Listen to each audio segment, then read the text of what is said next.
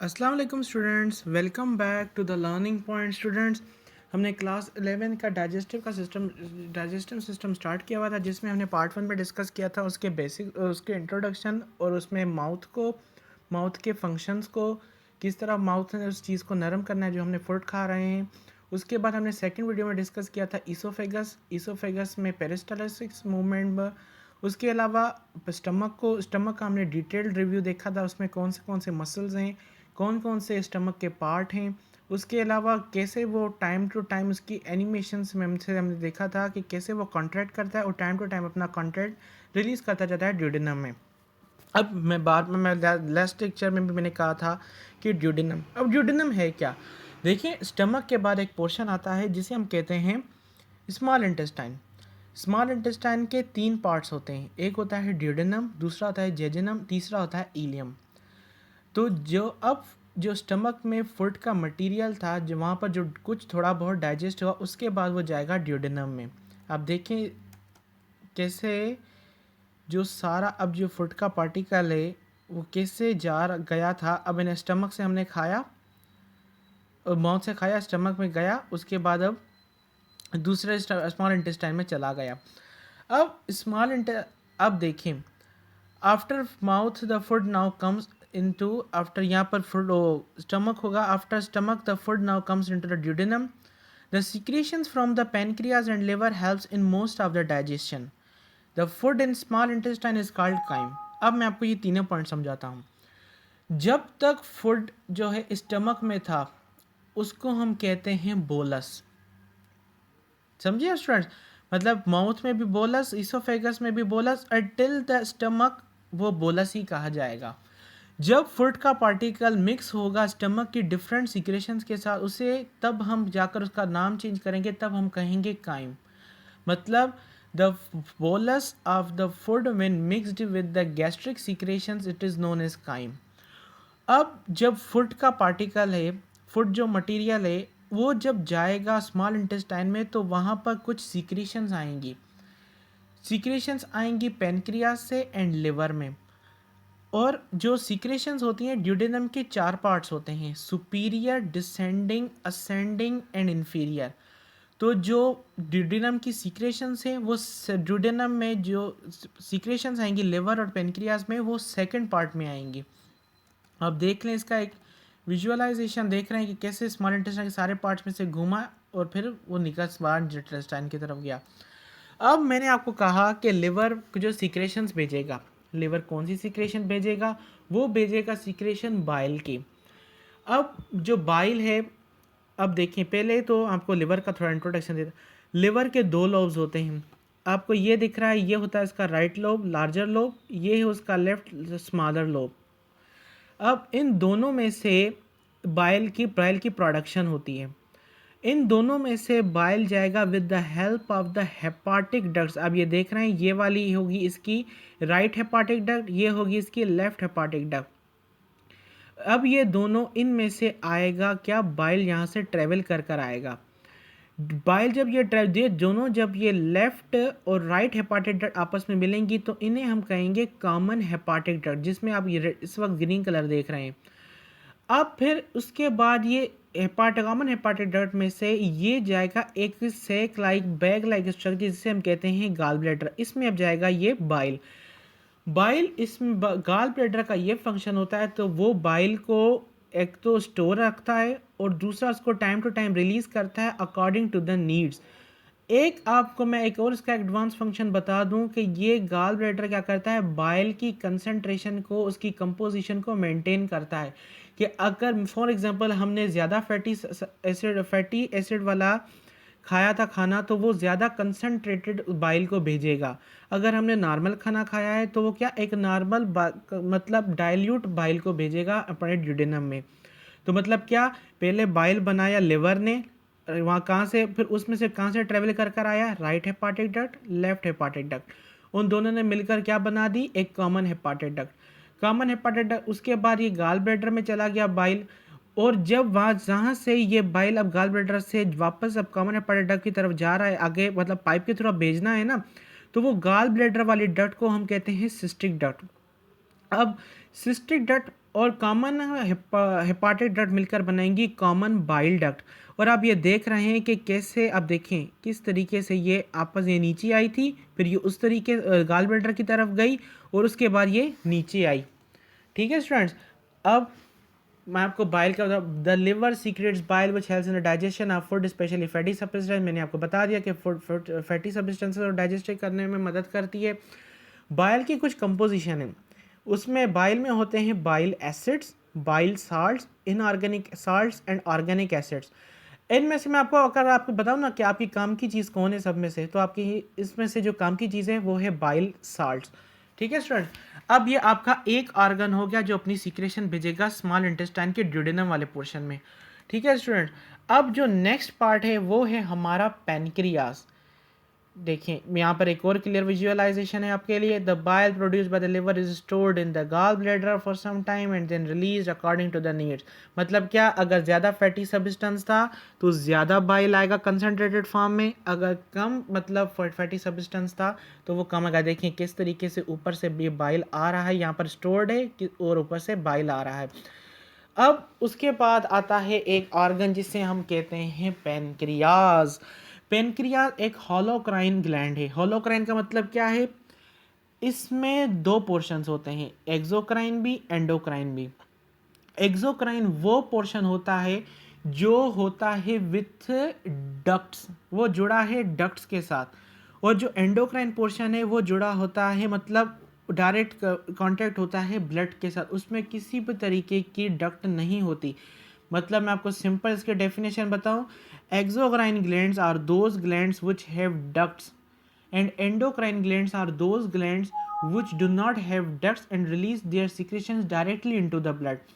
और पेनक्रियाज ऐसा ऑर्गन है जिसमें एक्सोक्राइन पोर्शन भी है, एंडोक्राइन पोर्शन भी है। ठीक है स्टूडेंट्स, अब इसके पोर्शंस देख लें। पेनक्रियाज में होता है head of pancreas, body of pancreas, tail of pancreas. मतलब क्या, ये पेनक्रियाज के पार्ट्स हैं।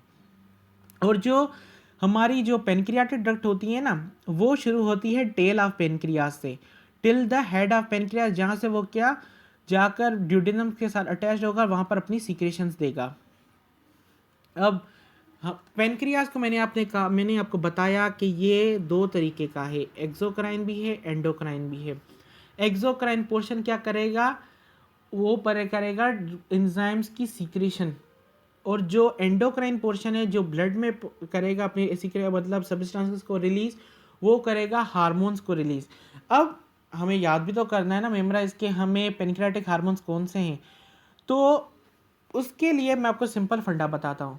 पेनक्रियाज बना हुआ है ऐसे, एक मतलब आइलैंड नहीं होता जहाँ पर आपने देखा होगा एनिमे सीरीज में, डिफरेंट कार्टून्स में, तो एक आइलैंड होता है और उसके इर्द गिर्द क्या होता है, पानी होता है। अब देख लें, ये आइलैंड का रेफरेंस देख लें कि ये हैं उसके सेल्स, मतलब आइलैंड क्या सेल्स, तो उसके इर्द गिर्द क्या है, पानी, मतलब क्या, एक्स्ट्रा सेल्युलर फ्लूइड।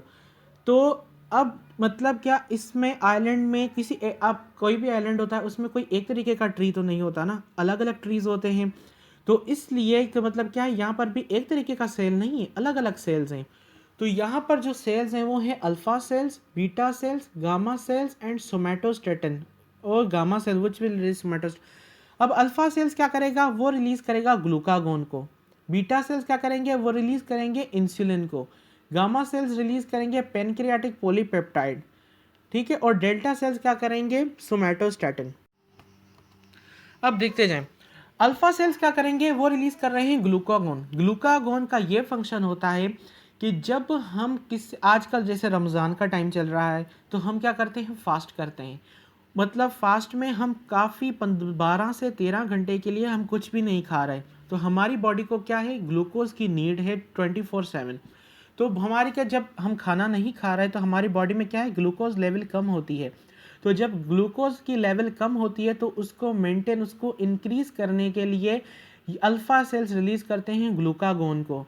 तो ग्लूकागोन क्या करता है, जो भी लिवर है, टिश्यूज है, उसमें जो ग्लाइकोजन का एक्सेस ग्लाइकोजन ग्लूकोज बनी हुई होती है उसको ब्रेक करता है और उसको कन्वर्ट करता है ग्लूकोज में। तो हमारी जैसे ब्लड में जो ग्लूकोज की लेवल है वो मेंटेन रहे। उसके बाद आते हैं beta cells. Beta sales release कर रहे हैं इंसुलिन। इंसुलिन तब काम करते हैं जब फॉर एग्जांपल हमने इफ्तारी की, डट कर इफ्तारी की, मीठे खाए, सारी चीज़ें खाई, तो हमारी क्या बॉडी में ग्लूकोज लेवल बढ़ गया। तो जब ग्लूकोज का लेवल बढ़ गया तो उसको अब क्या करना है, कम करना है। तो उस वक्त रिलीज करेंगे पेनक्रियाज के बीटा सेल्स इंसुलिन, जो हमारी ब्लड की ग्लूकोज लेवल को नॉर्मल लेवल तक लेकर आ जाएंगे। उसके बाद एक होते हैं पेनक्रियाटिक पॉलीपेप्टाइड, मतलब क्या ये होते हैं, एक आप समझ लें कि इनको इन अल्फा सेल्स बीटा सेल्स को सपोर्ट प्रोवाइड करेंगे ताकि ये प्रॉपरली वर्क कर सकें। उसके बाद जो गामा सेल्स हैं वो रिलीज करते हैं सोमैटोस्टेटिन। इसका काफ़ी कंट्रोवर्शियल फंक्शन है। कोई मतलब काफ़ी बुक्स में लिखा होता है, जो मतलब ऑथेंटिक एमबीबीएस वाले बुक्स हैं हमारे, तो उसमें लिखा होता है कि ये क्या करता है, इंसुलिन एंड ग्लूकागोन की जो कंसंट्रेशन है उसको मेंटेन रखता है। ना मतलब क्या, ना वो ज़्यादा ग्लूकागोन को होने देगा, ना वो ज़्यादा इंसुलिन को होने देगा। मतलब क्या, एक मेंटेनेंस दोनों में, एक इक्विलिब्रियम रखेगा दोनों चीज़ों में। एक मतलब जो काफ़ी अलग अलग बुक्स हैं उसमें एक सोमैटोस्टेटिन का ये भी फंक्शन है कि वो हमारी एपिटाइट को भी कंट्रोल करता है। अब एपिटाइट को कैसे, हम खाना खाते गए खाते गए खाते गए, एक टाइम आएगा जब हम कहते नहीं है कि नहीं भाई मेरा तो पेट मतलब इसे गले तक भर गया, मतलब क्या, हमें वो एक जो अर्ज होती है खाने की वो ख़त्म हो जाती है। मतलब कहते हैं ना, हम नहीं यही भाई हम और नहीं खा सकते, हमारा पेट भर गया है। तो वो जो मतलब जो हमारी जो फीलिंग है वो ख़त्म हो रही है और खाना खाने की, वो भी किस वजह से कैसे होती है, सोमैटोस्टेटिन की वजह से। अब देख मैंने क्या बताया, ये थे अल्फ़ा सेल्स ये हैं, और उसके बाद ये आपके बीटा सेल्स हैं जो इंसुलिन कर रहे हैं, उसके बाद ये हैं आपके गामा सेल्स, और ये हैं आपके डेल्टा सेल्स। इन सब के फंक्शंस हमने डिस्कस कर लिए हैं। ठीक है स्टूडेंट्स, अब जो ये हो गया इसका एंडोक्राइन पोर्शन। अब ये है इसका दूसरा आता है एक्सोक्राइन पोर्शन। एक्सोक्राइन पोर्शन इसका बना होता है किस तरीके से बना होता है, एसिनार सेल से। एसिनार सेल्स क्यों हम कह रहे हैं, क्योंकि जो इनका शेप है वो एक क्या राउंडेड एसिनस की शक्ल में मौजूद है, तो इसलिए हम कहते हैं इसको एसिनार सेल्स। तो एसिनार सेल्स अब क्या करेंगे, वो रिलीज करेंगे डिफरेंट एंजाइम्स को, ताकि मतलब क्या, वो फूड की डाइजेशन करवा सके। ये जो हमने सारे हार्मोन्स वाला अल्फा बीटा सेल, ये था इसका एंडोक्राइन पोर्शन। अब हम जा रहे हैं इसके एक्सोक्राइन पोर्शन के, जो यहाँ पर हमारे लिए सबसे ज़्यादा इंपॉर्टेंट है। दैट अब जो एक्सोक्राइन पोर्शन है उसमें जो एंजाइम्स आ रहे हैं वो हैं amylase, lipase, trypsinogen, chymotrypsinogen, carboxy peptidases. अब मैंने आपको जैसे बताया था कि टेल से पेनक्रियाटिक डक्ट शुरू होती है और जाती है हेड तक, और हेड से ड्यूडेनम में। जो यहाँ पर कुछ एंजाइम्स हैं उनमें है कि ट्रिप्सिनोजिन था एक, ठीक है। अब ये जो ट्रिप्सिनोजिन है वो इनएक्टिव फॉर्म में रिलीज हुआ है, उसको अब हमें कन्वर्ट करना है एक्टिव फॉर्म में, जो है हमारा ट्रेप्सिन।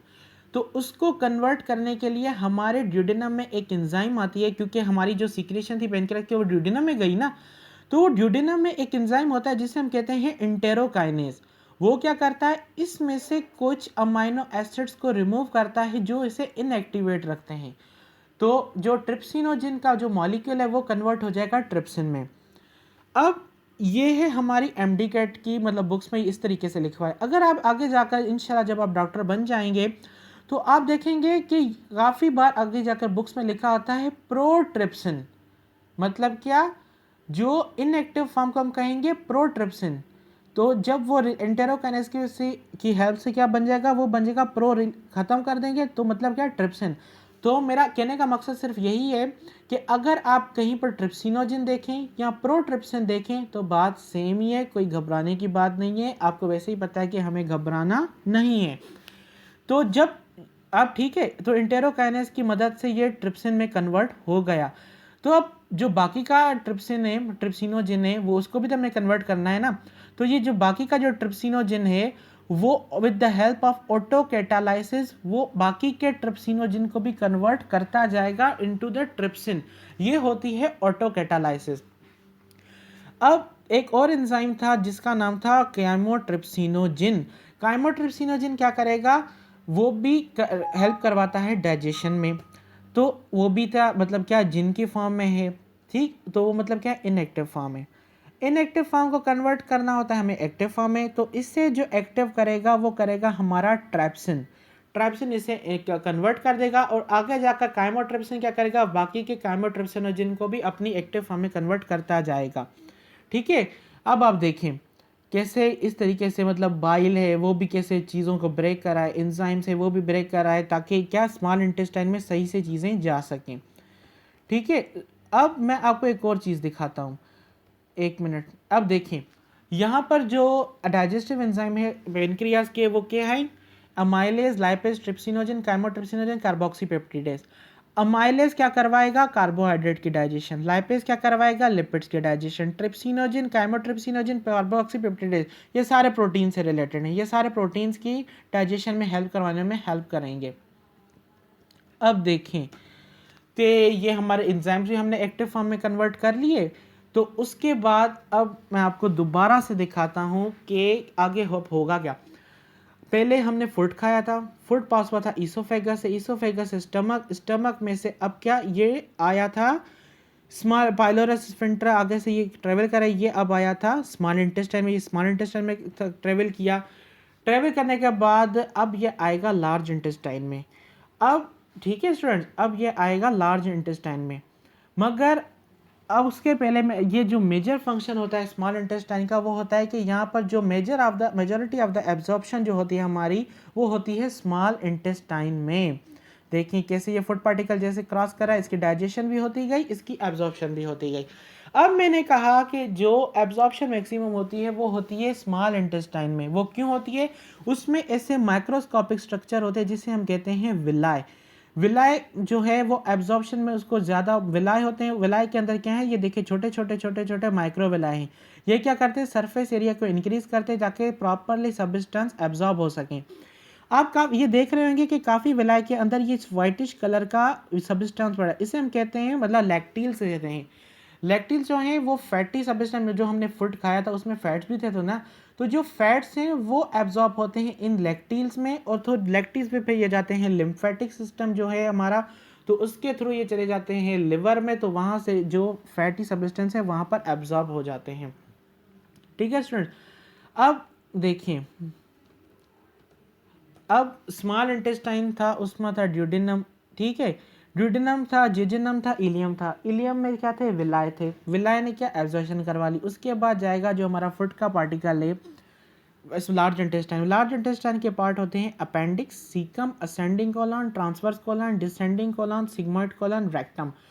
आप ये याद रख लें कि जो हमारा लार्ज इंटेस्टाइन है उसके दो फंक्शंस हैं।